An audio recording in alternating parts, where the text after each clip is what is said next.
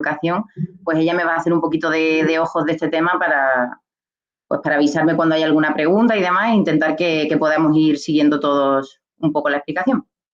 Voy a ver si puedo compartir la presentación bien, antes lo hemos probado y ha funcionado. A ver.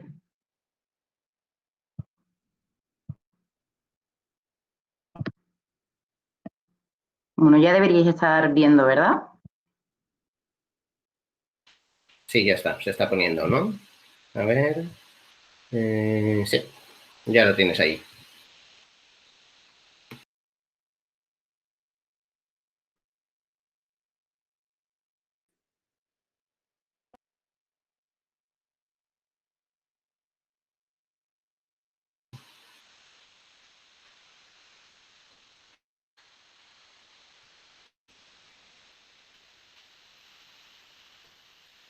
Ahora creo que no te oímos, Miriam. No sé si estás hablando o...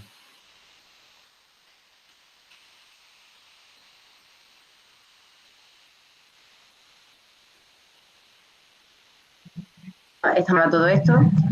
¿Sí? ¿No me oís? Ahora sí, ¿no? ¿Sí?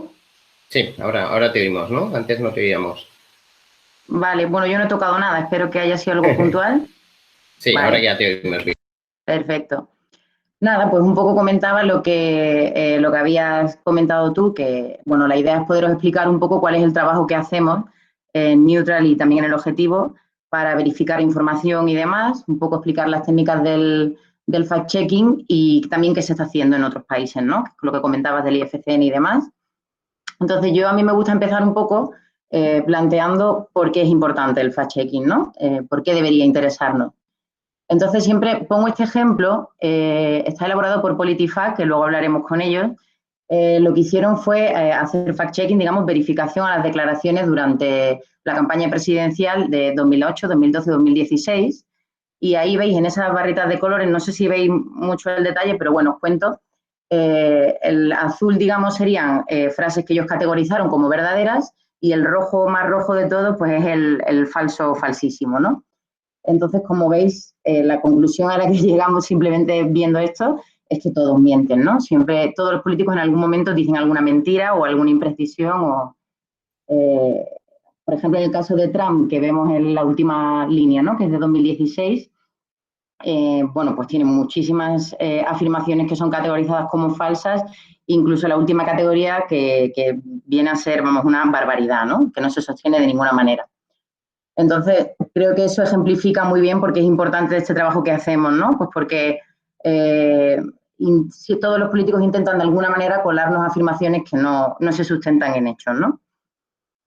Y en el caso de España, pongo también este ejemplo porque en las últimas elecciones generales hicimos un fact-checking en directo en los debates, ¿no? Y esto en concreto es un ejemplo de cada candidato de los 5 partidos que estaban en el debate presidencial y a todos le pillamos, digamos, al menos una afirmación falsa, ¿no? Categorizada como falsa. O sea que realmente es una cosa de todos los políticos, todos los dirigentes que en algún momento mienten o no sustentan en datos sus afirmaciones. Ahora quiero dejaros este vídeo, lo que vamos a hacer es que en el chat os voy a dejar el enlace y os doy unos minutillos para que lo veáis, que creo que va a ser mejor, visto que de la otra manera es posible que se enganche. Es una campaña que realizaron los verificadores de Suecia y que yo creo que habla por sí sola y viene muy bien para entender un poco el trabajo que hacemos. Lo voy a dejar por aquí por el chat.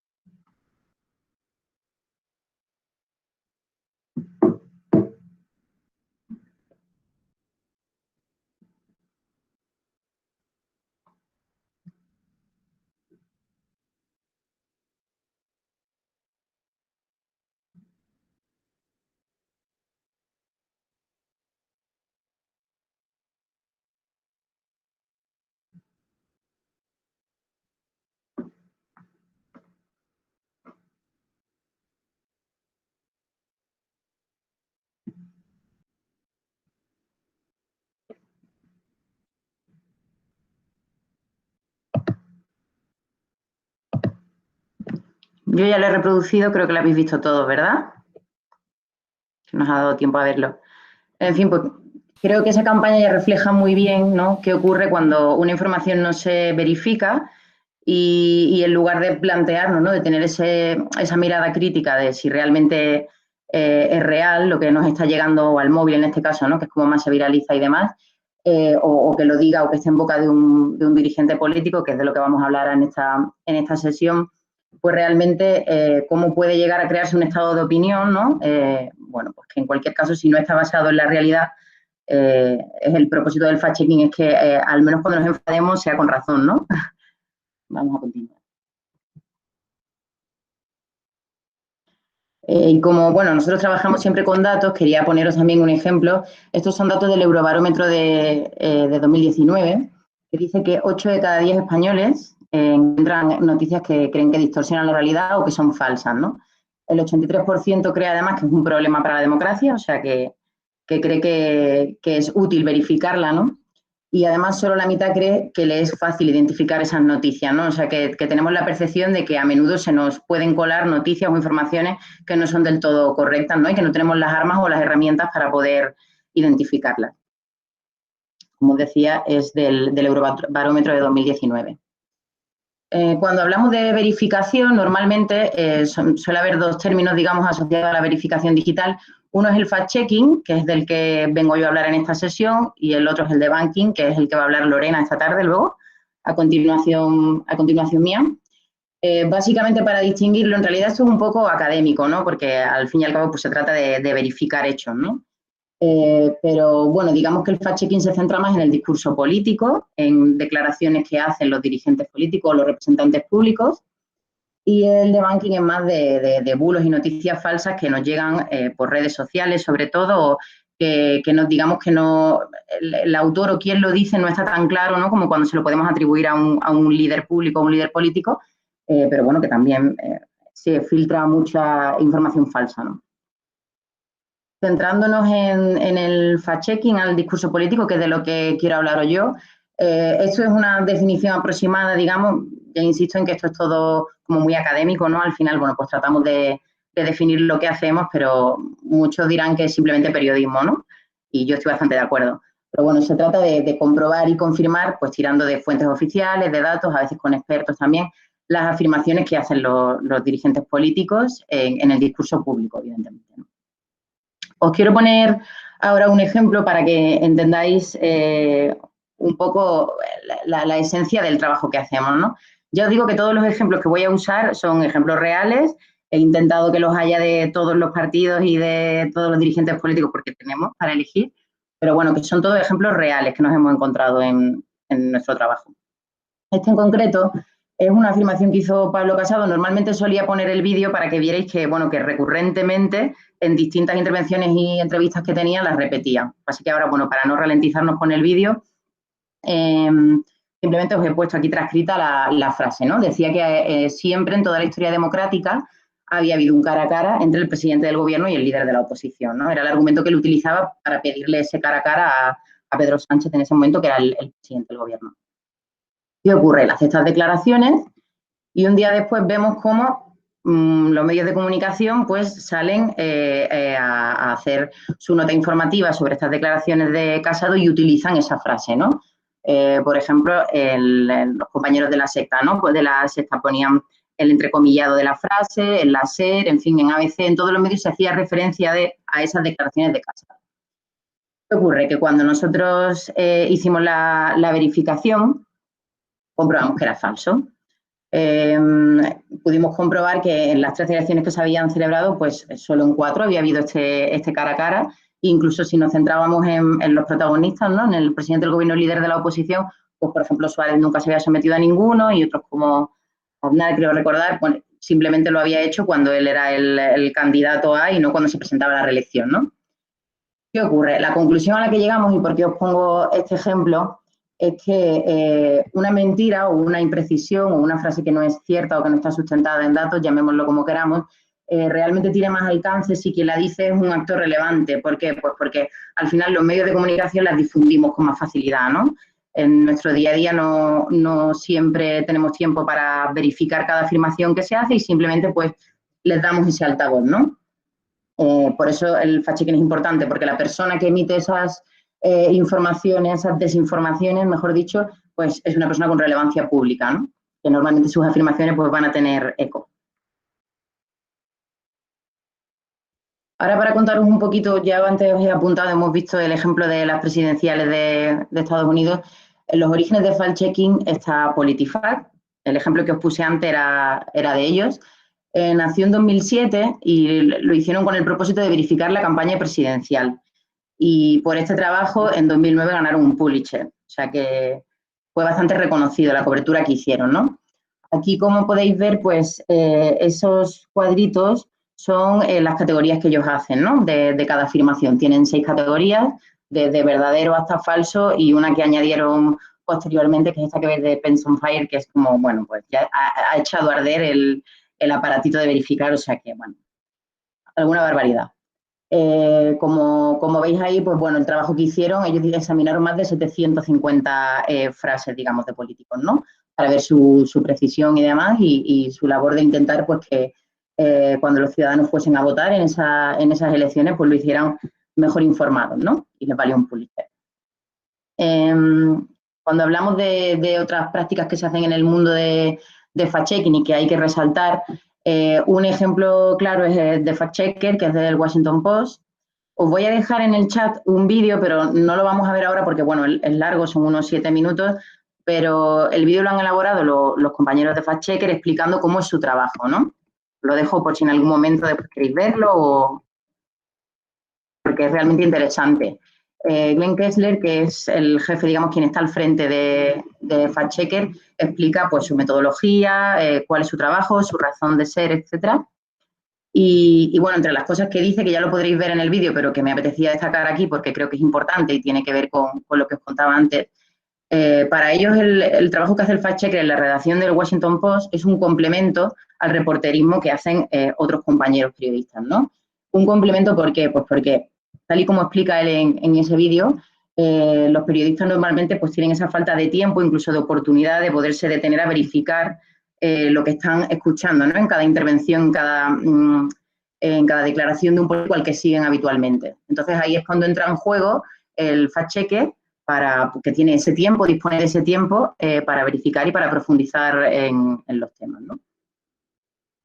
El Washington Post tiene una forma de categorizar que además se ha hecho muy icónica, porque directamente lo que ponen es un Pinocho, ¿no? Que se caracterizaba porque le crecía la nariz cuando mentía. Y ellos tenían 4 categorías principales, que son las que veis aquí a la izquierda, desde un Pinocho, que era cuando ya, bueno, era una media verdad, digamos, a los 4 Pinochos.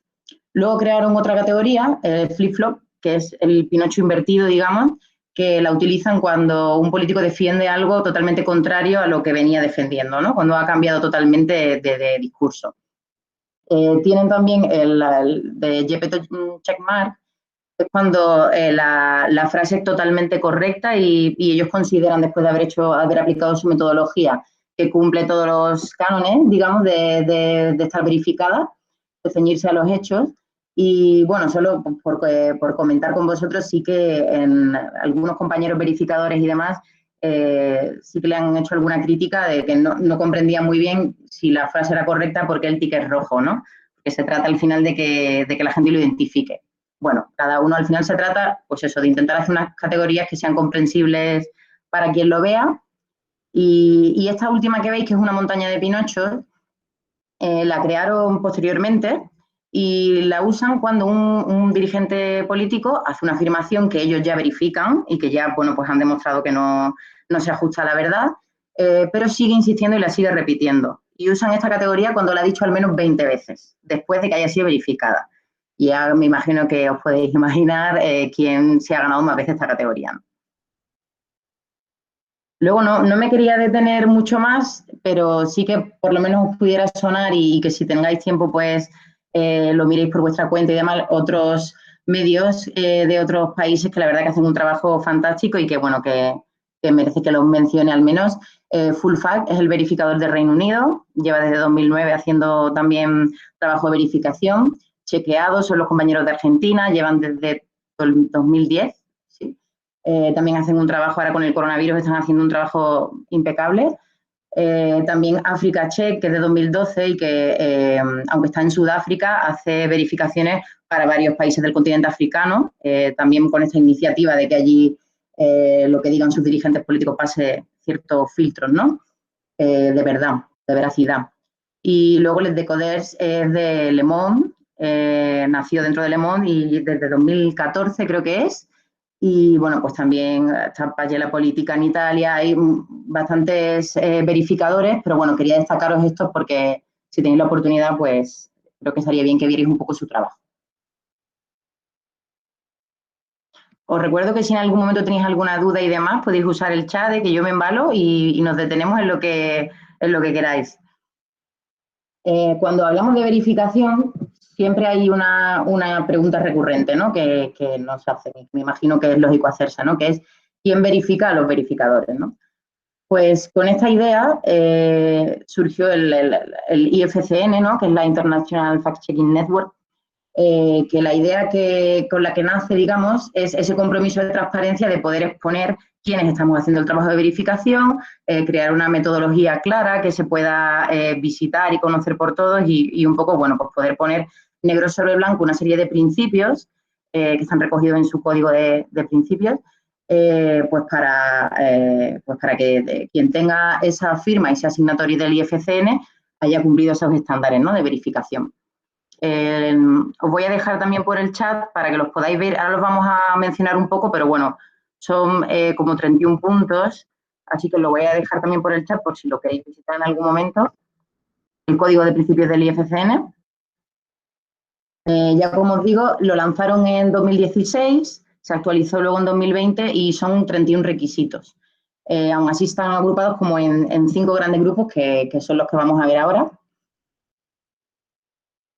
Cada solicitud, por ejemplo, cuando el objetivo, que fue el primer verificador español en ganar, en conseguir en ser signatario del IFCN, ¿no? Pues tú haces una solicitud y demás, y luego hay un grupo de evaluadores independientes que son los que pues comprueban que se están siguiendo todos estos parámetros y demás, y luego hay un consejo asesor de la propia IFCN, que es el que finalmente da el visto bueno, ¿no? A esta solicitud, y hay que ir renovándola periódicamente, además.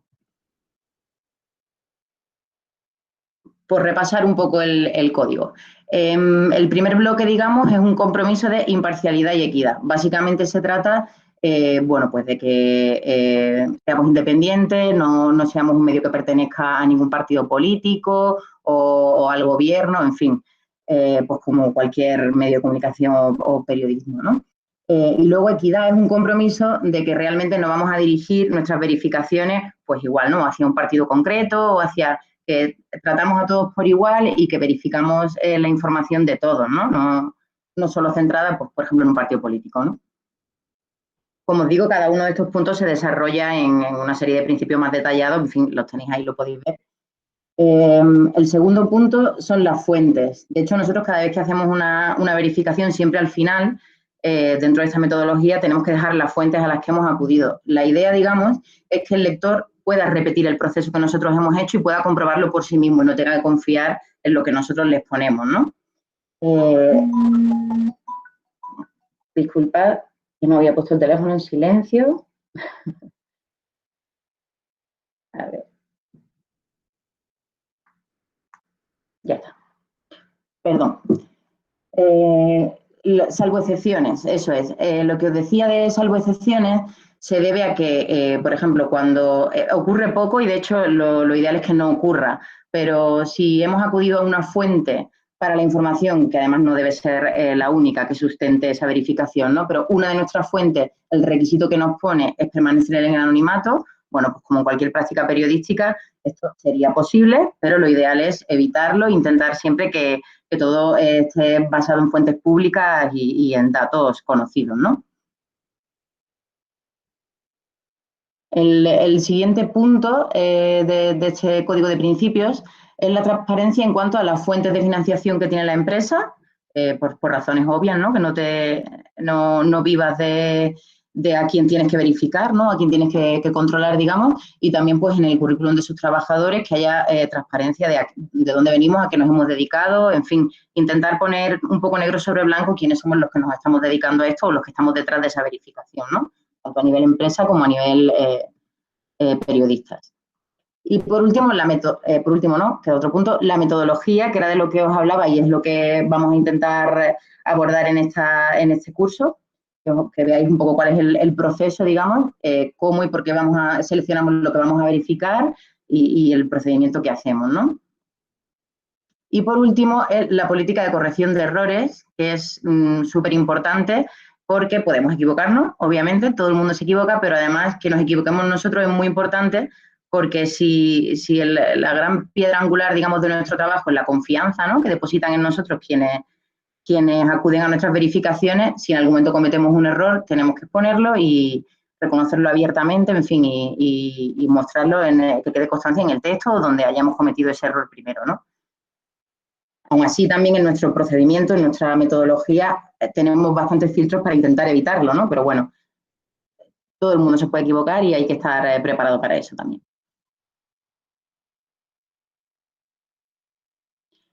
Sobre proyectos colaborativos también, que antes hablábamos un poquito de ellos, tampoco me quiero detener mucho porque quiero que profundicemos un poco en cómo se hace el fact-checking, pero sí quería hablaros de algunos de ellos al menos. Crosscheck nació en Francia en 2017, que era un año de elecciones presidenciales.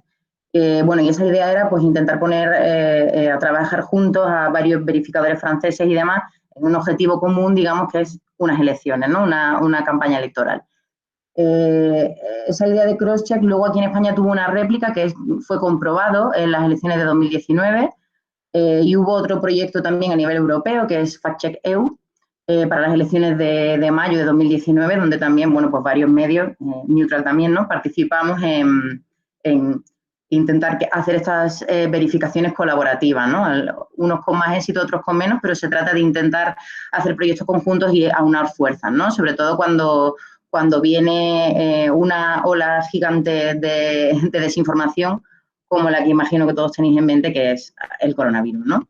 Toda esa parte, Lorena luego la tratará mucho más, porque la mayoría, más que fact-checking, han sido desinformaciones, bulos viralizados por redes y demás, y eso lo veréis todo con ella muy al detalle, pero bueno, sí que dentro de esta estrategia de colaboración, nació una alianza, Coronavirus Fact Alliance, que también con Pointer, con el International Fact Checking Network, y lo que tienen es una base de datos donde se recopilan y van actualizándola a diario todos los desmentidos que se van haciendo en cada país. Os voy a dejar también el link para que podáis visitarla.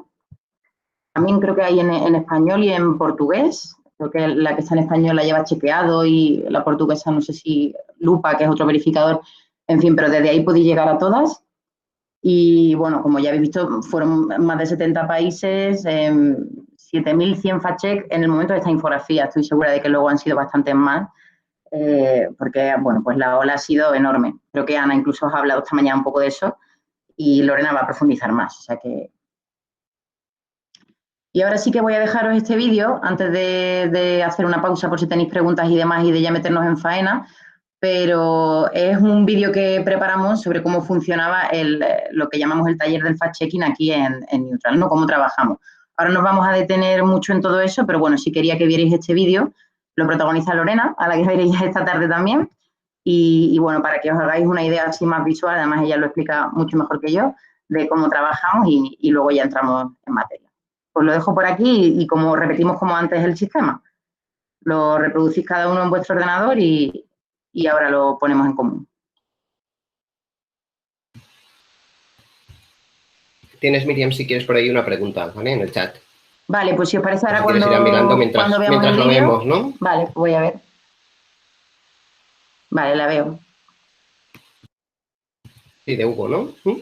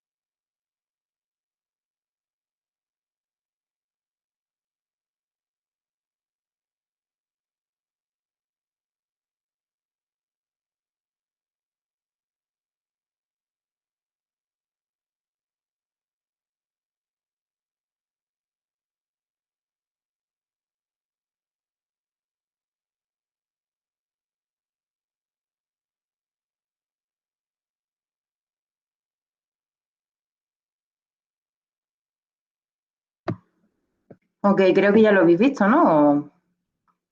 ¿Sí? Sí, se ha visto. Vale, perfecto.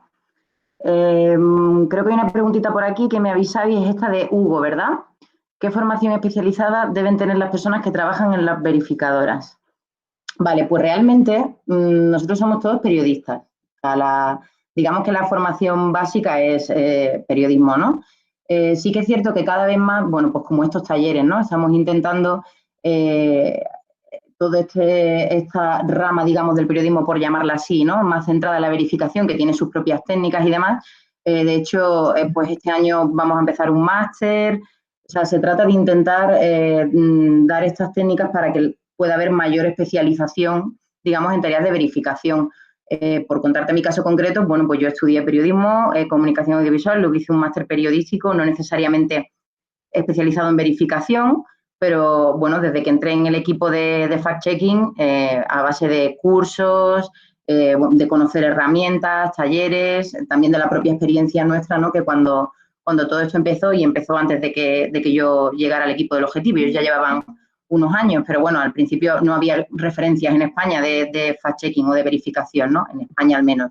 Entonces, pues bueno, un poco ir aprendiendo, ir puliendo un poco las técnicas, ¿no? Y los métodos. Y ahora intentamos que toda la experiencia que nosotros tenemos acumulada, pues a través de este tipo de cursos, actividades y demás, se pueda hacer llegar a cuantas más periodistas o cualquier ciudadano inquieto, ¿no? Digamos, mejor. O sea, realmente yo creo que no es necesaria una formación concreta, sí que hay que ir adquiriéndola en el momento de que queramos, pues, dedicarnos a esto, ¿no? Pues por lo menos para conocer qué herramientas hay a nuestra disposición, para hacer verificaciones y luego también, bueno, pues conocer las metodologías y poder aplicarla lo mejor posible. No sé si con eso contesta tu pregunta, Hugo. Miriam, ¿me dejas que añada una cosa? Por supuesto. Voy a aprovechar para decirle a Hugo, porque es un poco lo que ha estado contando Ana esta mañana, que por supuesto la mayoría o todos los que están haciendo fact-checking en Neutral ahora mismo, como dice Miriam, somos periodistas, pero que nuestro trabajo sería imposible sin el resto del equipo en el Neutral, en el que hay muchas otras profesiones que no son periodistas, que es un poco de lo que hablábamos esta mañana con Ana.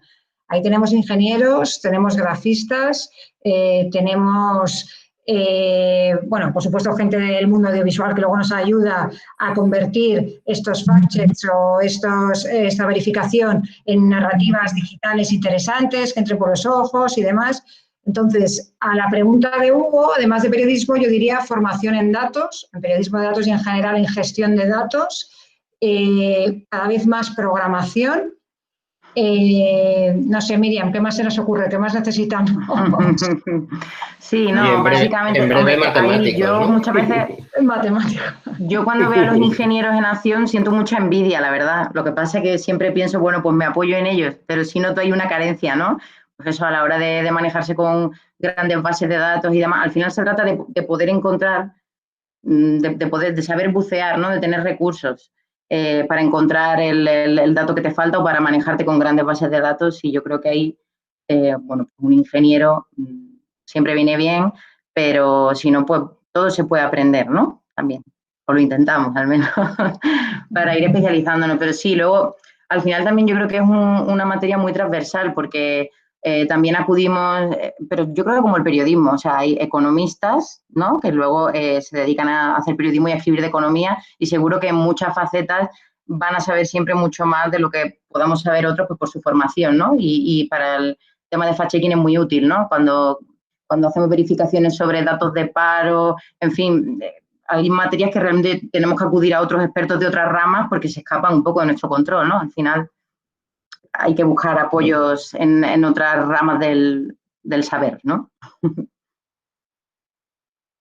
¿Continuamos? Sí, no sé si hay alguna pregunta más. Creo que por aquí no, ¿no? No nos hemos Yo creo que de momento no hay ninguna, ¿no? No. Vale, pues seguimos si queréis. Yo sigo compartiendo la pantalla, ¿verdad? Sí. Vale.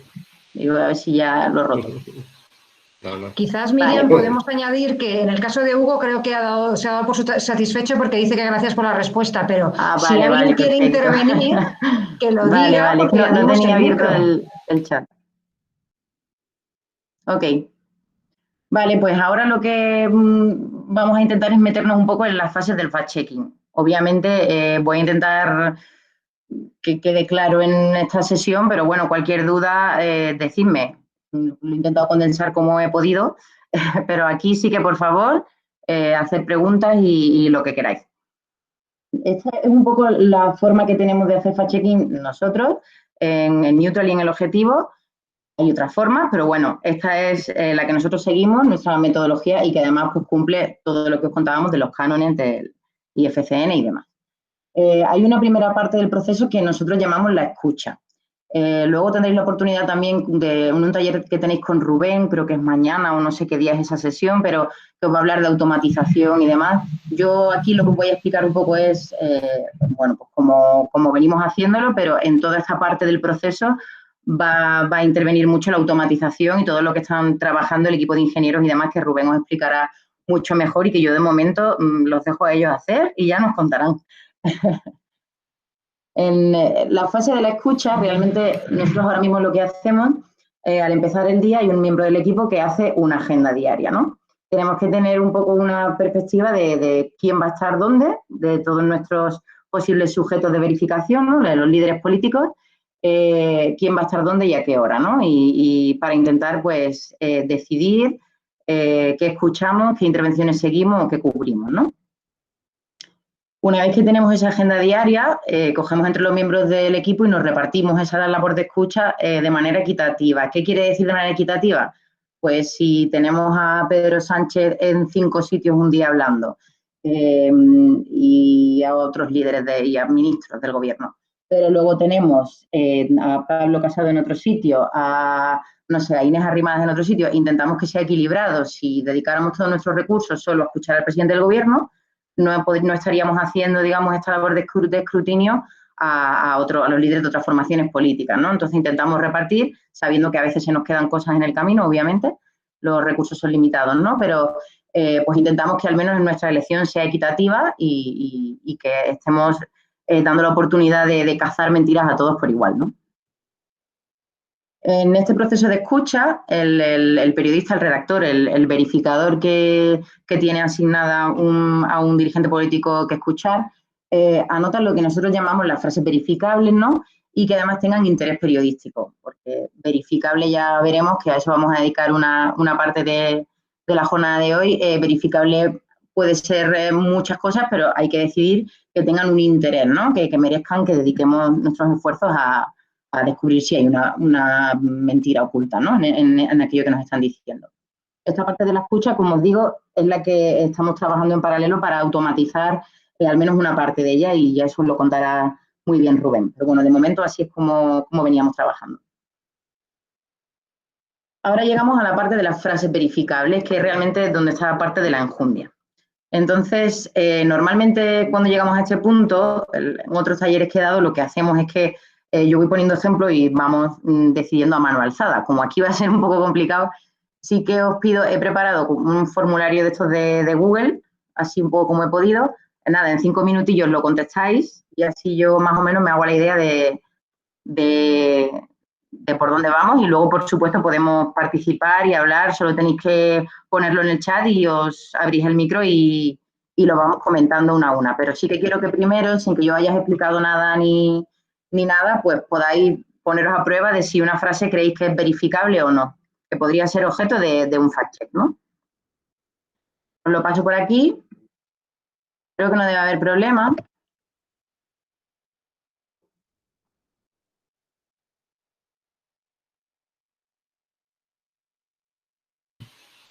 Está perfecto, Miriam, sí que se ve. Ok.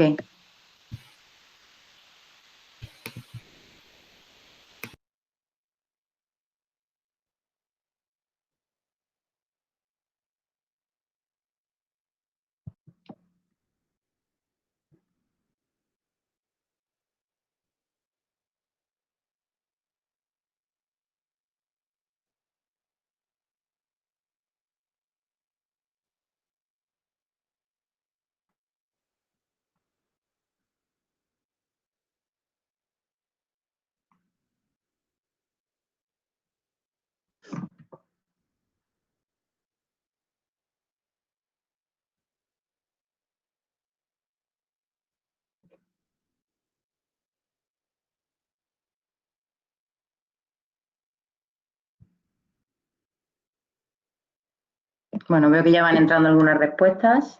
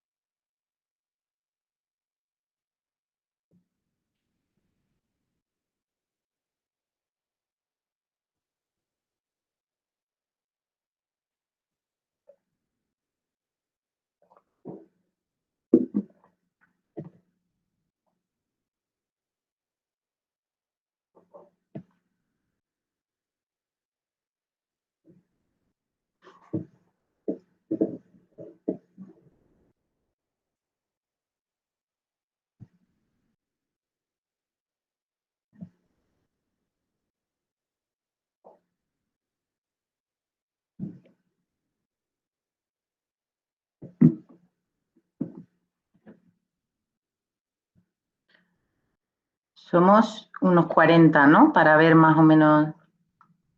Vale. 41, 42, depende Sí, del ahora somos momento. 41 contándote a ti, claro. Sí, cierto.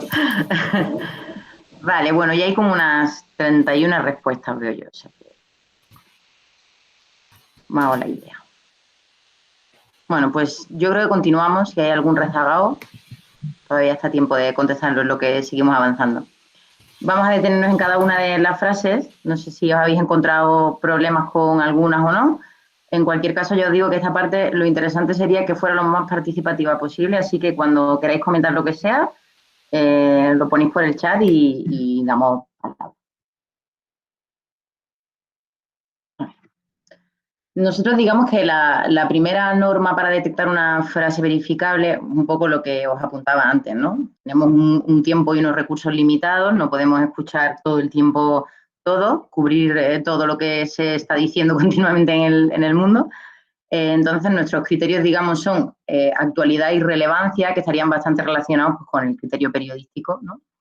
Y al final, pues, tenemos que hacer esa labor de elegir, ¿no? Que sea verificable, que es lo que vamos a ver ahora, pero también, pues, dentro de las verificables, por poner un ejemplo muy tonto, pero que yo diga, o sea, que el presidente del gobierno diga soy Pedro Sánchez y mi mujer se llama Begoña, pues es una frase que se puede verificar, pero que no tiene interés periodístico. Y entonces, pues la descartaríamos, ¿no? Vamos con el primer ejemplo. La frase es, Zapatero fue el peor presidente de la democracia. Todos son ejemplos reales, os vuelvo a decir, que nos hemos encontrado. A ver, veo aquí, no sé cómo compartirlo porque no me quiero salir de lo que ya os comparto, así que yo simplemente os lo digo que puedo verlo.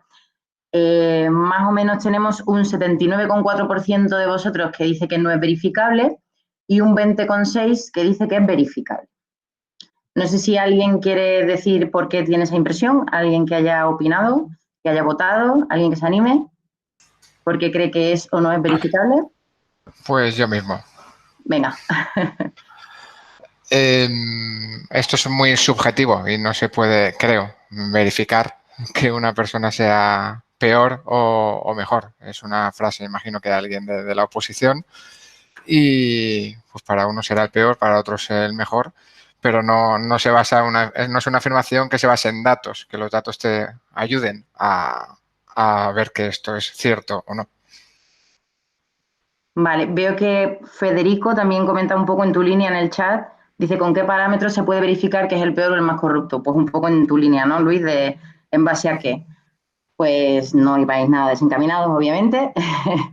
Efectivamente, no verificamos opiniones, ¿no? Un poco el resumen sería ese. Se trata de una opinión, sobre todo porque habría tal caja de posibles datos para verificar si un presidente es mejor o peor. Y además siempre pongo este ejemplo porque cuando entras en debate, ¿no?, con alguien que hace esa afirmación, y ahora, si te parece, Javier Mayoral, que veo que has comentado, yo tengo dudas, pues podemos comentarlas juntos.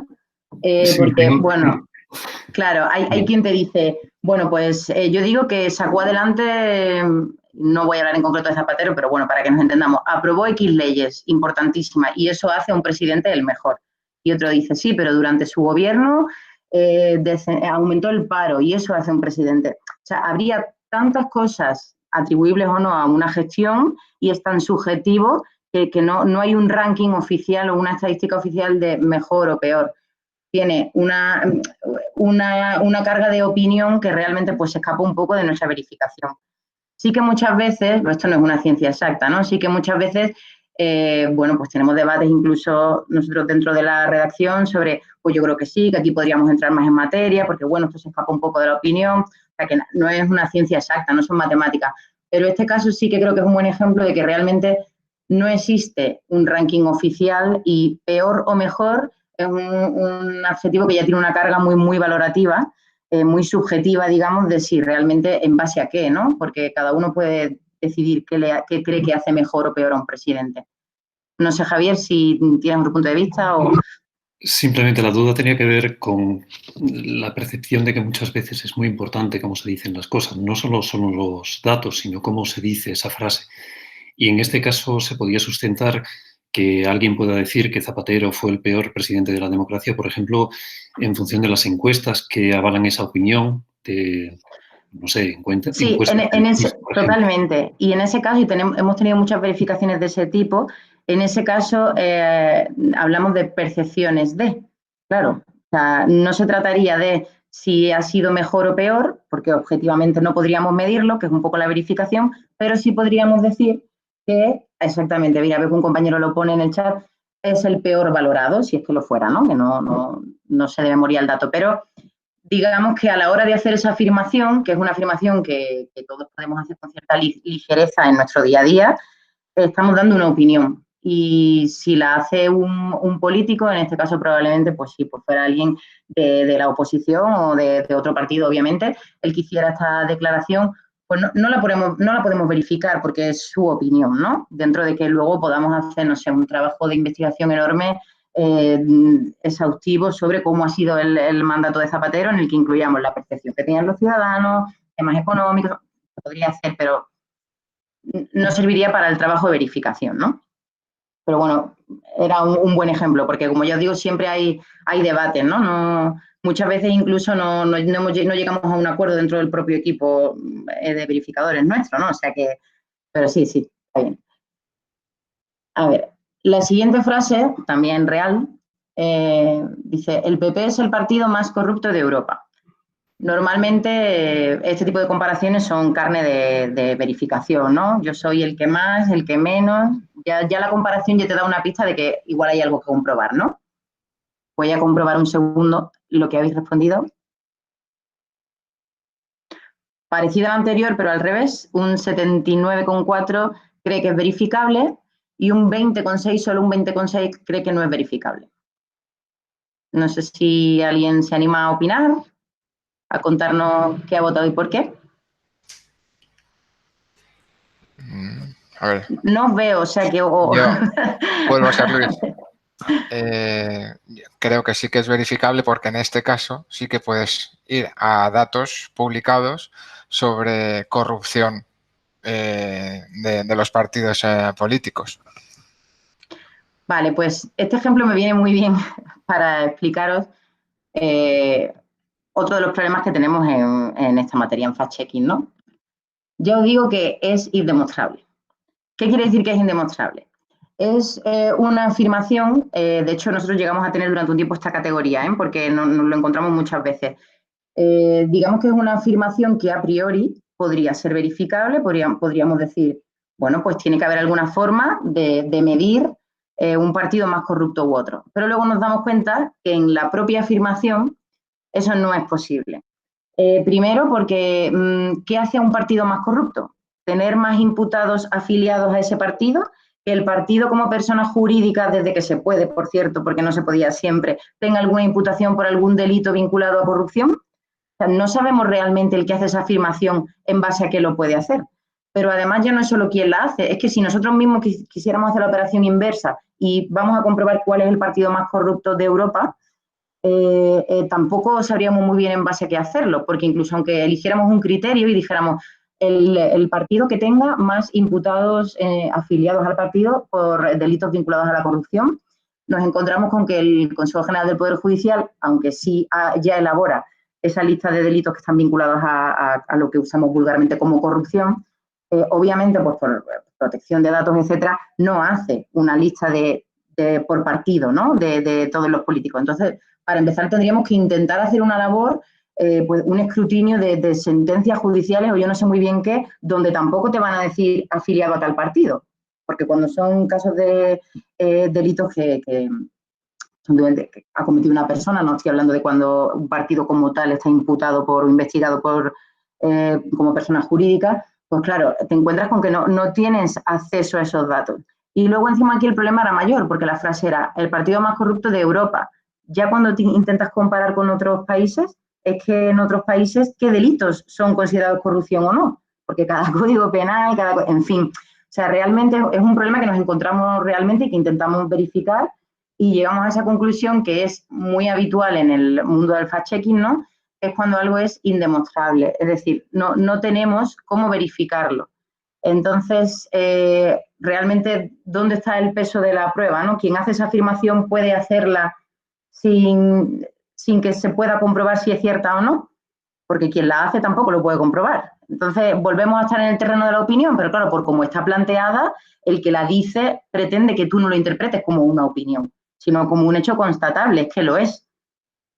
No sé si podemos comentar algo de esto que os planteaba, si estáis de acuerdo o no estáis de acuerdo. A ver, no, voy a ver los comentarios. Dice Federico, creo que es similar al anterior, que datos miden de forma evidente para todos la corrupción. Exactamente, era un poco lo que comentábamos. Sentencias judiciales, portales de transparencia. Pues no sé si os convence a todos, pero lo que nos encontramos fue eso, ¿no? Que realmente ni siquiera el Consejo General del Poder Judicial tenía una estadística y luego lo pensabas y era lógico, ¿no? La afiliación a un partido político. Es más, si una persona que está afiliada a un partido pero que no tiene ningún tipo de cargo orgánico cuenta como persona de ese partido si comete algún delito. Bueno, como veis, la casuística es tan amplia que realmente eso sería otro ejemplo de frase que se escapa del universo del fact-checking, digamos, ¿no? Es indemostrable. Luego está el debate de si aún así, y por eso en un momento dado creamos esa categoría, debemos exponerla, ¿no? al lector, al ciudadano, y hacerle ver que la persona que hace esa declaración la está haciendo sin ningún tipo de sustento de datos detrás, porque por supuesto preguntamos al autor de la frase, ¿no? En qué se basaba para hacerla. Eso ya, ahora lo veréis más adelante, forma parte del proceso normal del fact-checking. Claro, lo que sí que existe ahí es el índice de percepción de la corrupción, ¿no? Volvemos a lo mismo, pero eso es la sensación que tenemos de la realidad. No claro, es la realidad. Eso sí que es un índice concreto, ¿no? De claro, pero la percepción de algo no quiere decir que sea así. Claro. Esa afirmación tendría que haber sido, pues los españoles creen que el PP exacto, es... ¿no? Pues igual sí. Claro, pero... Ahí sí que podrías, porque te puedes ir al índice que ya es una cosa en un principio que te permitiría justificar con datos según ese índice, ¿no? Luego puedes estar de acuerdo, puede que no, ¿no? Totalmente. Y de hecho eso es muy común cuando... porque, por ejemplo, Transparencia Internacional creo que hacía ese tipo de índices de la percepción de la corrupción. Ellos publican un informe, de hecho, ¿no? Eso es. Publican pero muchas veces nos encontramos en medios de... Claro, nos encontramos muchas veces en medios de comunicación o incluso en el uso que hacían los políticos de ese índice, pues tomar algo que es una percepción por una realidad. Y dice que tú eres el más... No, dice que esa es la percepción que se tiene, ¿no? Esto hemos comprobado muchas veces que las percepciones no siempre no se ajustan luego, ¿no? A la realidad, no siempre. En fin. Seguimos. Vale, esta está muy bien y supongo que como habéis hecho el cuestionario entero, veréis que tiene trampa. Esta primera frase, así tal y como está planteada, si expulsa a 23 millones de personas del seguro médico, miles de ellas morirán. Voy a ver aquí un poquito qué habéis puesto. Pues un 21% cree que es verificable y un 78% cree que es no verificable.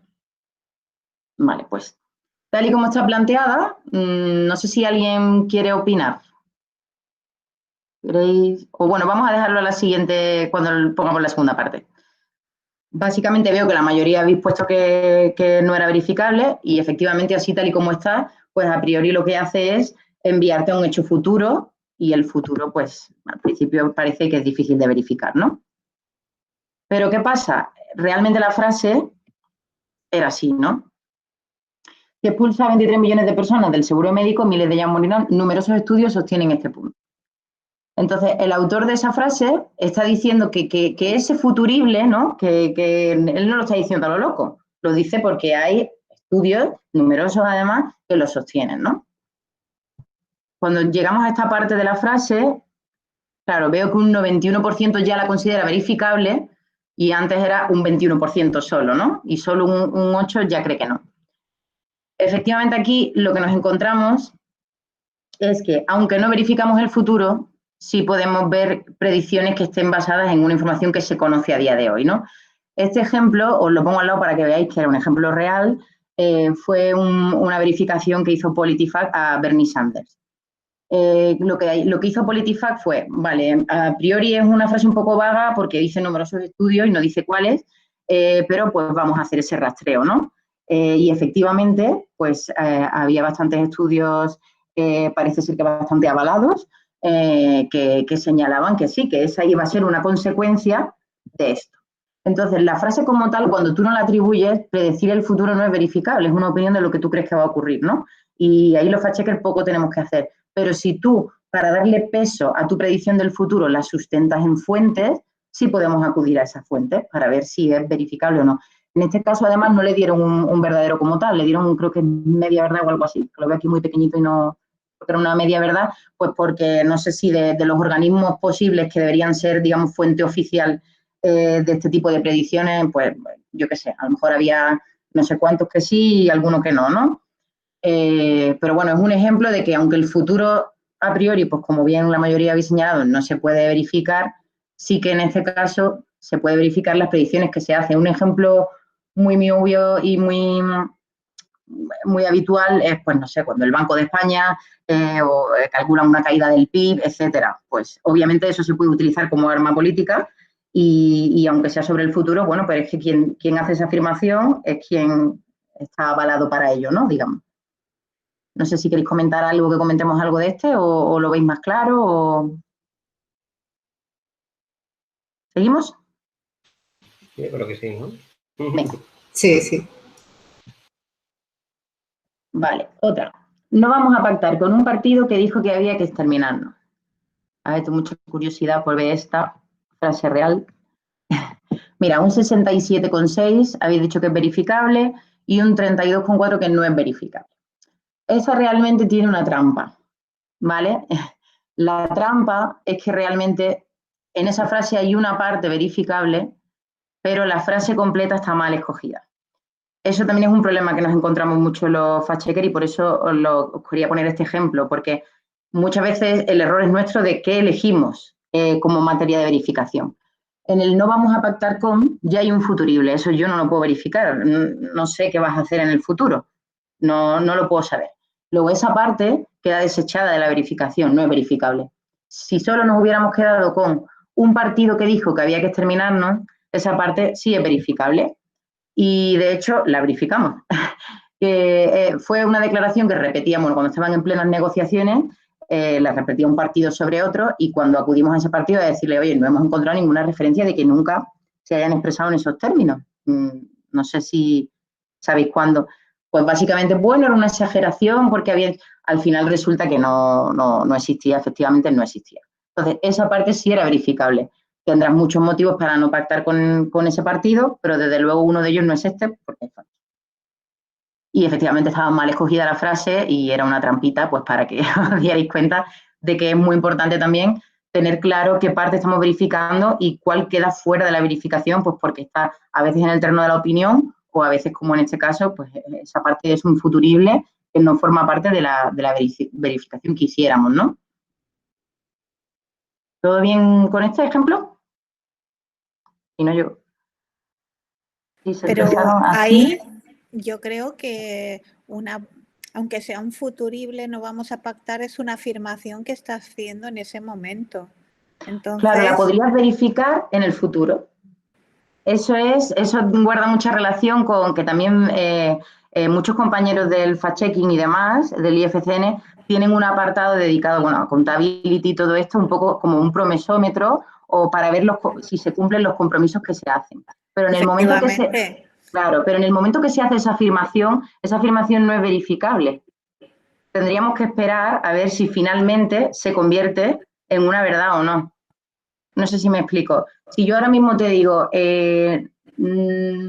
no me voy a levantar de la silla hasta las 6 de la tarde. Pues tú hasta las 6 de la tarde no lo vas a poder verificar, ahora no puedes saber qué va a ocurrir, ¿no?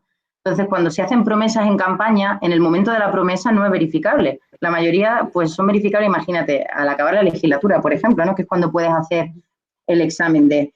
Entonces, aquí en esta frase sí había una parte que se podía verificar en ese momento, pero no era la que te emplazaba al futuro, ¿no? Este tipo de frases nosotros nos las apuntamos y nos las guardamos y normalmente suelen derivar pues en hemerotecas o son compromisos, ¿no? Tenemos muchas herramientas en Neutral, además de, pues eso, vinculadas con... Hicimos un pacto check una vez que era para seguir el pacto, creo que era hicieron PP y Ciudadanos, que el acuerdo de investidura de Rajoy, en fin, que se puede hacer, pero no es para la verificación. Sería otra rama de la accountability, ¿no? Sí, que luego posteriormente efectivamente veas en qué medida las afirmaciones hechas se cumplen o no se cumplen, ¿no? Eso nos da mucho también a nosotros el hecho de estar haciendo este escrutinio continuo de los políticos. Muchas veces tiene ese puntito así poco agradecido, ¿no? De que igual te pegas mucho rato siguiendo sus intervenciones y demás y no rascas nada, ¿no? No se te escapan cosas, no pillan nada, pero todo eso es un bagaje que tenemos, apuntamos, guardamos, una base de datos nuestra que a futuro, pues, esto que tú dices es súper importante, ¿no? Sobre todo en campaña. La mayoría de las cosas no son verificables en ese momento. Pero luego, bueno, está bien recordar lo que dijeron que iban a hacer o no, ¿no? Y también eso es una rama del periodismo pues que sirve también, entronca con todo esto, ¿no? Es muy útil. Miriam, yo creo que eso es interesante porque es como un ejemplo de una posible o no doble verificación, ¿no? Porque hay dos cosas que se pueden verificar, que son dos cosas diferentes. Claro, pero una tiene que ver no podemos verificarla ahora. Claro, una tiene que ver más con lo que decía Miriam, con el terreno de lo que nosotros llamamos la hemeroteca. Si finalmente pactaron con ese partido, no, si cumplieron, ¿no? Lo de la accountability que decía Miriam, la rendición de cuentas, si cumplieron lo que dijeron. Y por otro lado está si ese partido dijo algún día que había que exterminarlos, ¿no? Exactamente, o sea, sí. Son dos y además cosas. Es un ejemplo que es un poco así tonto, ¿no? Pero era muy curioso porque lo repetían continuamente y era como su argumento más de peso, como para evidenciar que yo con este no puedo ir a ningún lado. Y realmente, pues, ese es nuestro trabajo, ¿no? Decir, oye, tendrás otro motivo y será muy lícito, pero este no es real, porque no ha ocurrido, ¿no? O sea, que un poco es la esencia. Y este último ejemplo, que voy a ver aquí, pues el 97% consideráis que es verificable y el no verificable ni se me abre, un 2,9%. Sí, efectivamente, pues es un ejemplo de frase que lo tiene todo para ser verificable, ¿no? Puedes comprobar si ese gobierno, el de la persona que está diciendo la frase, es el que tiene más mujeres o no, los datos son accesibles, son inequívocos además, no puede haber otra fuente de esos datos, porque es tan sencillo como ver la composición de los gobiernos y es un ejemplo claro, ¿no? de frase verificable. A ver, una preguntita. ¿Hay un patrón en el uso político de la desinformación con independencia de los partidos políticos? ¿Qué peso tienen los gabinetes? Bueno, pues, a ver, ahora en las diapositivas tengo otros ejemplos y demás, sobre todo de rectificaciones, de cómo se suelen comportar los partidos cuando hacemos verificaciones, que no sé si va por ahí tu pregunta, de si realmente qué usos dan. Si os parece, esta la dejamos para el final un poco, que hagamos más coloquio y ya no quitamos esto rápido que os deje de contar. Y Mario, ¿qué pasaría con el francés? X es el político mejor pagado de Europa.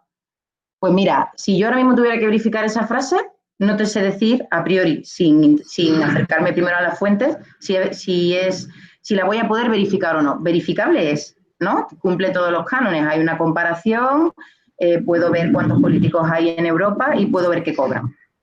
¿Cuál es el problema? No sé si esa estadística va a existir como tal.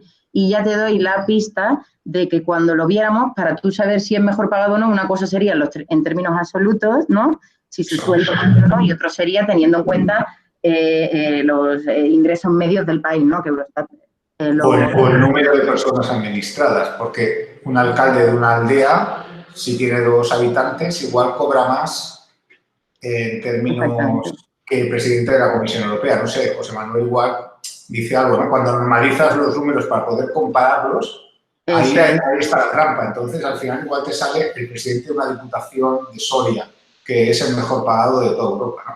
Que es complicado, Eso, ahora vamos a ver un ejemplo Miriam, de un engañoso. Es que si os parece sigo y luego lo comentamos, porque hay un ejemplo que encaja con esto un poco, que es en términos absolutos, por ejemplo, el que cobra mayor salario, pues podría ser, pero no es la forma correcta de hacer esa medición, como tú bien dices, ¿no? Hay que tener en cuenta otros factores que se estarían escapando si solo medimos pues, la nómina, ¿no? A final de mes. Sobre todo al comparar entre países, ya no ni siquiera por el tamaño por el número de administrados, sino al comparar entre países. No es lo mismo 1.000 euros, por poner un ejemplo, en España que en otro país, ¿no? Y Luis, ¿cuánto tiempo tenéis para verificar una información? Tiempo real, depende del caso. ¿Podéis pasar varios días? Totalmente, sí. Podemos pasar varios días. De hecho, muchas veces pasamos varios días, sobre todo porque hay muchas partes que no dependen solo de nosotros. Tenemos que consultar a las fuentes. Creo que voy a terminar de explicaros todo esto porque algunas de las dudas se resuelven y ya vamos a las preguntas, si os parece, ¿vale? Que nos hemos entretenido aquí con las frases. Sí. Venga.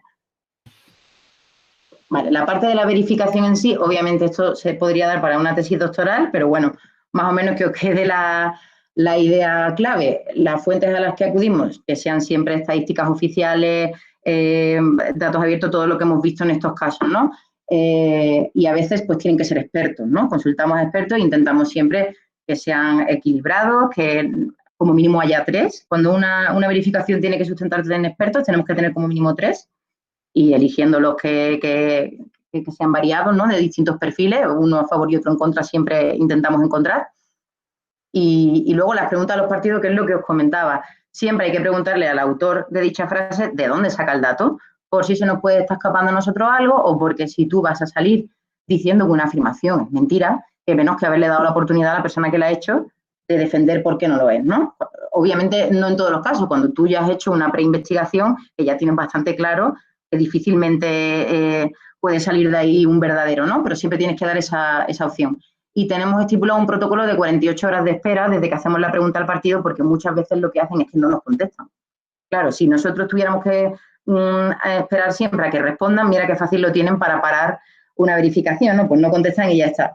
Entonces, tenemos ese protocolo de te damos este tiempo de cortesía si tienes algo que añadir, si no entendemos que, bueno, pues que estás rehusando de hacerlo. Por eso contestaba un poco de cuánto dura el proceso. Pues esta parte, imagínate cuánto puede alargarlo, ¿no? Porque ya te digo, incluso a veces tenemos la estadística, sabemos que está ahí el dato, pero pues yo qué sé, con el INE tenemos que hablar 1000 veces para ver cómo se ha elaborado esto, cuáles son sus fuentes aquí, tal, acudir a expertos, lo que hablábamos antes con Iciar, de igual necesito un economista que me ayude a entender esto porque es una materia que se escapa un poco de nuestro control, ¿no? Esta lista la elaboró PolitiFact, que es lo que ellos llaman la checklist de cada verificador, que digamos que cuando se enfrenta a una verificación tiene que pasar todos esos procesos. Es bastante similar al nuestro, lo he dejado, pues una diferencia con PolitiFact, que son los maestros de esto, ¿no? Pero más o menos, para no detenerme mucho, lo que os comentaba, contactar con el autor de la frase, incluso también con la persona o la organización de la que habla, ¿no? Cuando dicen, pues, según UNICEF, los niños, no sé qué, pues también habla con UNICEF, ¿no? Oye, os suena, esto sale de vosotros. El archivo, por supuesto, mirar siempre qué trabajo han podido hacer los compañeros verificadores, ya no solo nuestro personal, sino compañeros pues, de otros países. Ahora, por ejemplo, con el coronavirus lo hemos visto muy claro, ¿no? Porque la desinformación se ha movido de un país a otro, ¿no? Y rápidamente algo que habían verificado en Argentina llegaba aquí. Buscarlo en Google es como una obviedad, pero lo primero es la persona que ha dicho tal afirmación, ¿de dónde la ha podido sacar? Googleala, porque a veces pues, los políticos son muy dados a repetir cosas que han visto en informes o, en fin, y muchas veces a lo mejor el informe pues tampoco está muy bien amarrado, pero bueno, es su fuente, ¿no? Intentar hacerte la composición de dónde ha podido salir esa información. Bases de datos especializadas, pues aquí podríamos estar horas, ¿no? Pues cada fact-check es diferente, cada tema es diferente, ya hemos visto algunos ejemplos, pero hay muchísimos más, ¿no? Entonces, pues cada uno se resuelve con una base de datos muy, muy distinto, ¿no?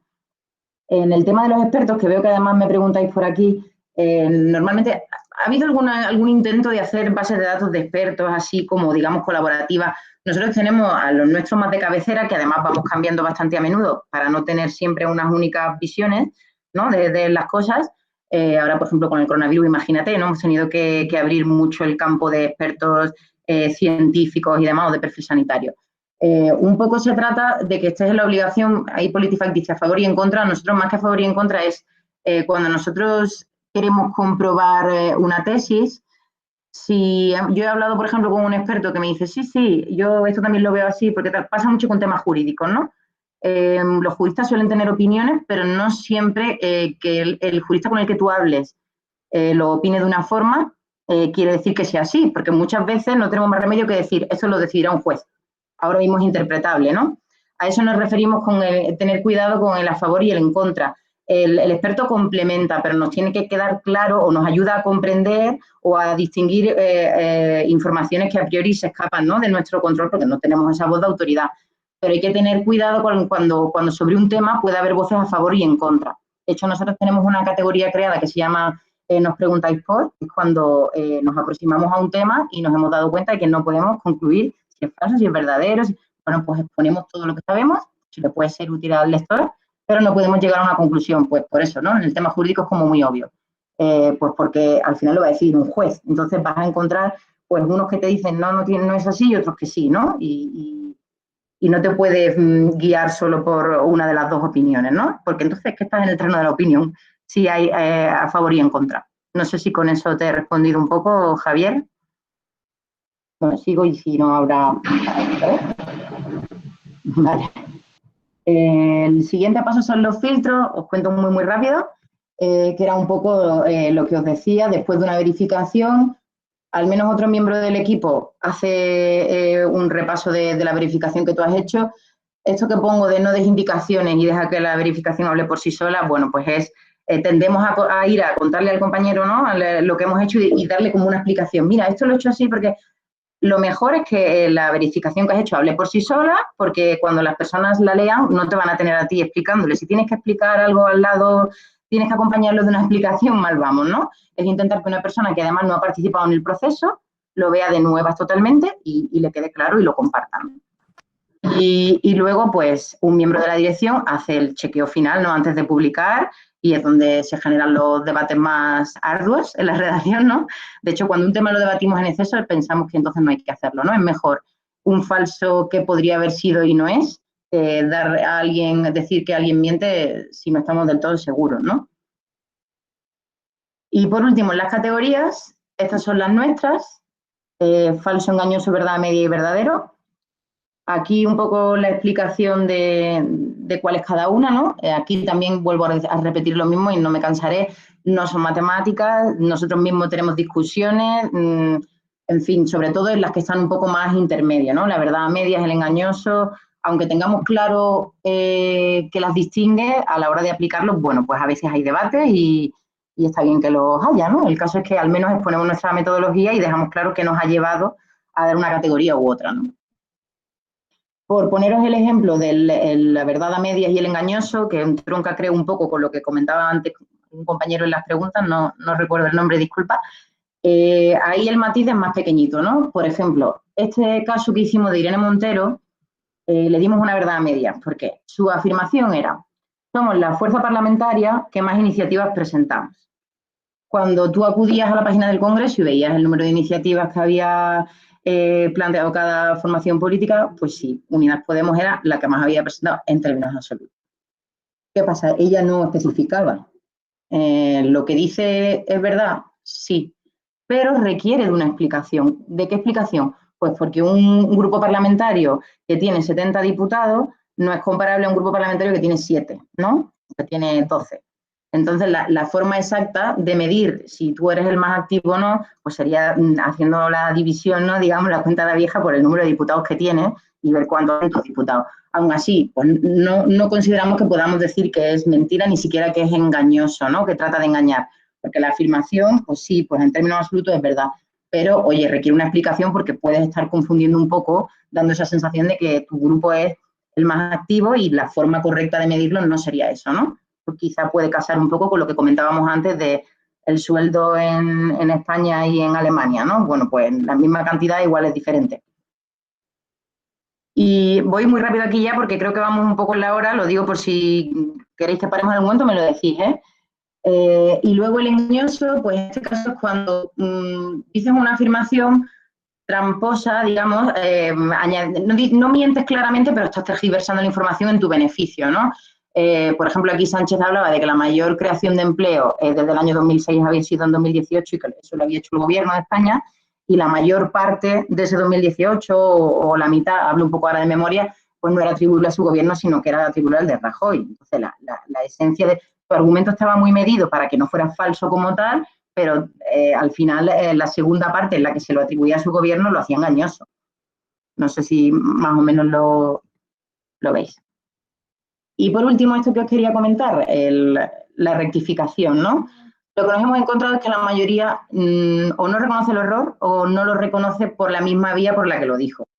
Por ejemplo, esto es un ejemplo de la ministra Teresa Rivera, que sí nos contestó a una verificación por Twitter reconociendo el error, pero obviamente ella había hecho esas declaraciones pues, públicamente con muchísimas cámaras de televisión delante y no salió al día siguiente, ¿no? A decir, por cierto, lo que dije el día anterior me había confundido, ¿no?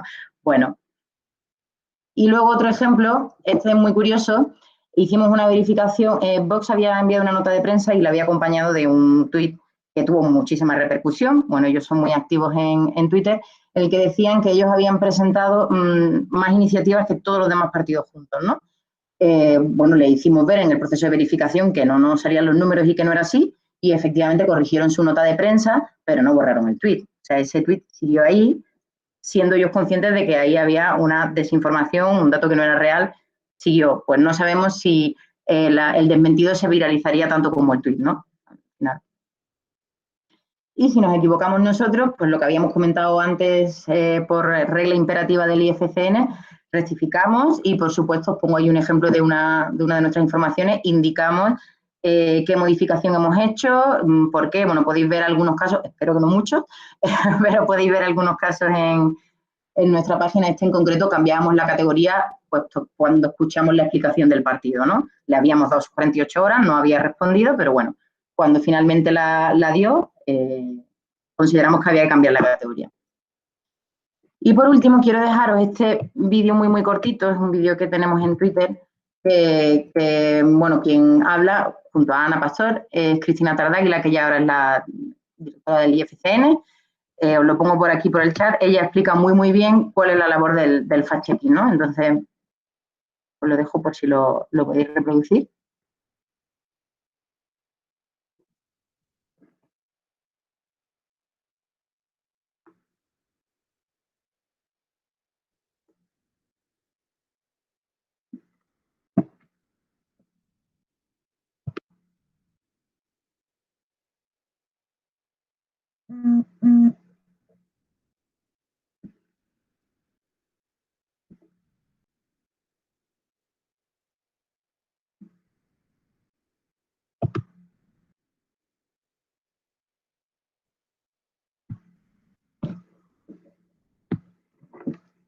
Creo que ya, ¿no?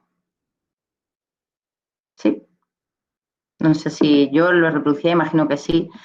Bueno, pues como decía ella, ¿no? Al final se trata de darle a las personas los instrumentos pues, para que luego puedan decidir si nos creen, si no, si a quién quieren votar, por supuesto, pero que al menos tengan la herramienta. No se trata de dirigir nosotros el voto, ¿no?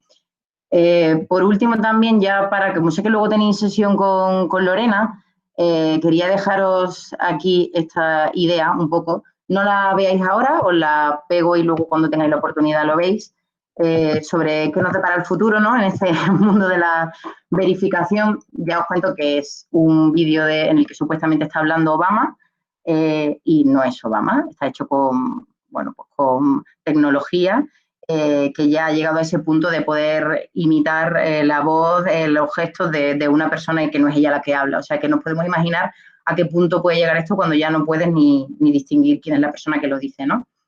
Así que la reflexión que os dejo es que al final lo más importante siempre va a ser la fuente, ¿no? La confianza que tú tengas en la fuente que te dice lo que está ocurriendo, ¿no? O al menos esa es un poco la idea que me ha quedado a mí.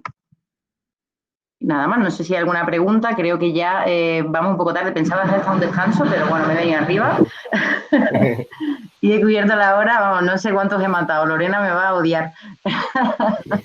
Miriam, se nos había quedado, creo recordar, una de Maríajo Rodríguez, por ahí arriba. Ah, perdón. Y no sé si después de Maríajo había alguno más.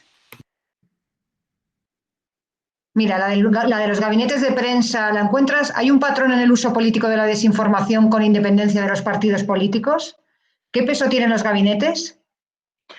A ver, creo que un poco le hemos contestado, pero por entrar en materia de gabinetes, muchas veces, evidentemente sí, gran parte de los discursos de los políticos lo elaboran sus gabinetes y muchas veces el propio gabinete reconoce cuando te pones en contacto con él que han cometido un error y a veces es un error, claramente la lectura de un dato y demás, y rápidamente pues intentan convencerte de dónde está el error. Todos, porque es que tenemos ejemplos con todos.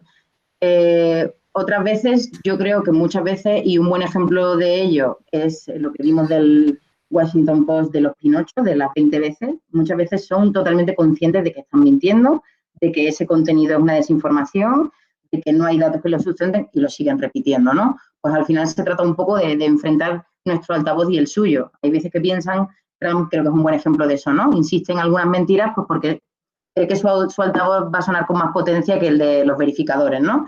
Bueno, otras veces no, otras veces rectifican y no vuelven a hacer esa afirmación, ¿no? Tenemos también muy buenos ejemplos de eso. Y el gabinete de prensa, bueno, normalmente la verdad que nos tratan bien.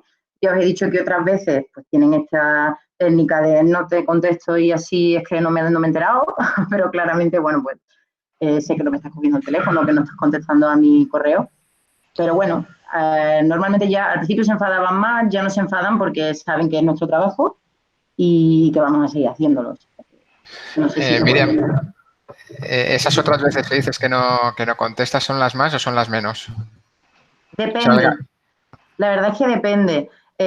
Porque, por ejemplo, ahora ha sido un tiempo raro, ¿no? Con esto de la pandemia. Ahora, por ejemplo, es difícil distinguir cuando realmente no te han contestado porque están desbordados y creo que todos hemos podido hacernos cargo, ¿no? Por ejemplo, el Ministerio de Sanidad o que han podido estar en una situación...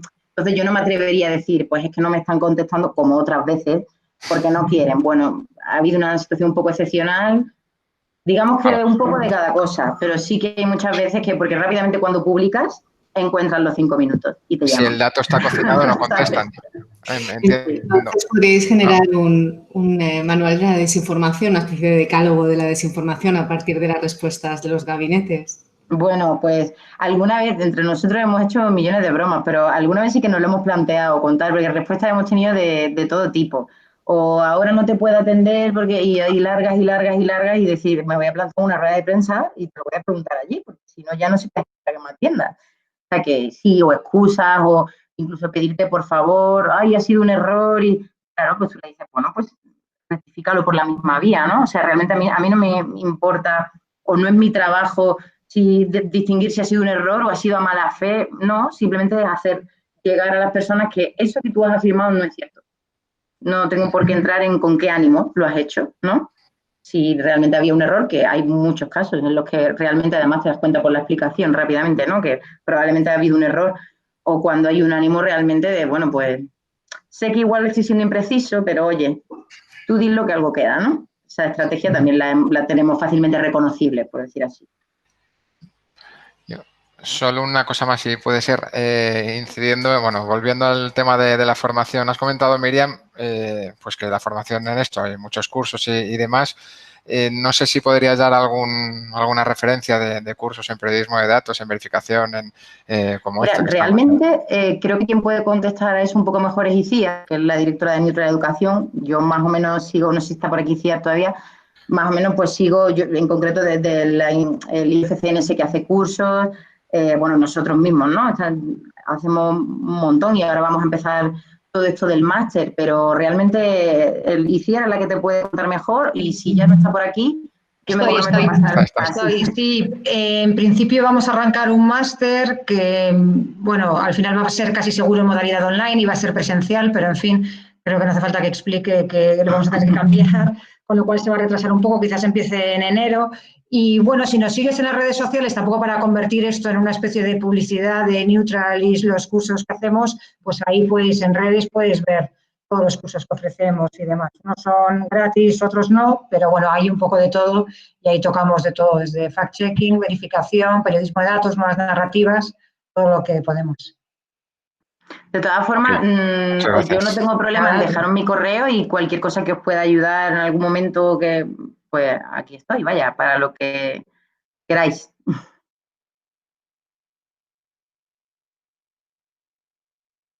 ¿Alguna preguntita más? Ya estamos en la hora. Estamos ahí en el límite, ¿no? Bueno, tenemos un parón de media hora, ¿no? Ah, perfecto, porque aquí, ya digo, como tengan que seguir el tirón. No, Lorena, que creo que estaba por ahí, empieza a las 6. O sea que ahí se supone que es una pausa café, pero no hay café. O cada uno se pone el café se lo en puede su hacer casa, en ¿no? su cocina. Exacto, ¿no? Pero bueno, ¿alguna pregunta más? La última por ahí. Si no, pues mil gracias, Miriam. Yo creo Nada, gracias a vosotros. Yo espero que os haya sido útil, porque claro, sin ver así las caras ni nada, no sé, espero que haya sido útil. En fin, y si no cualquier bueno, cosa, como pues... hemos hablado esta mañana con Ana, la idea es, y bueno, y con Itziar, por supuesto, que es parte de la responsable de todo este lío que estamos organizando, la idea es hacer esto en algún momento presencial en la Politécnica de Valencia, cuando sea posible y todos estemos seguros y podamos juntarnos todos, ¿vale? Muy bien, Pues nada, muchísimas un placer. gracias. Muchas gracias, Miriam. Y nada, el resto, pues nos cambiamos. Ahora tenéis otro enlace para la sesión de Lorena, ¿vale? En el listado que os hemos mandado esta mañana, pues ya el segundo. Entonces a las 6 seguimos, ¿vale? Gracias, Miriam. Muchas gracias. Chao, Hasta gracias a todos. luego.